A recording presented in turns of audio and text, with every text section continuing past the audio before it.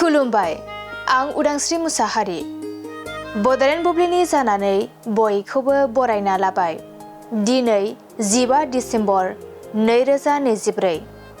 नोंथांमोननो बड'लेण्ड बुब्लिया दिनैनि साना मा मानि थाखाय मिथिजायो एबा दिनैनि सानाव मा हाबाफारि फालिनाय जायो नोंथांमोननो फारि फारि बड'लेण्ड बुब्लिया फोरमायगोन। दिनैनि सानखौ बिल अफ राइट्स डे महरै फालिनाय जायो।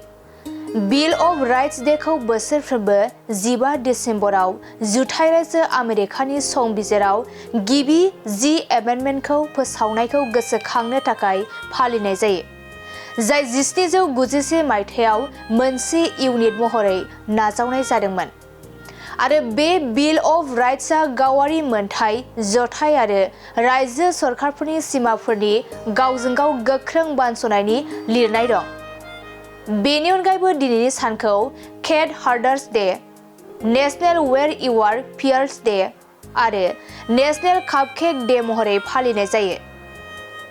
नोंथांमोननो बड'लेण्ड बुब्लिया दिनैनि सानाव मा हाबाफारिजों मिथिजायो आरो मा हाबाफारिखौ फालिनाय जायो फोरमायबाय। गोजोन्थों।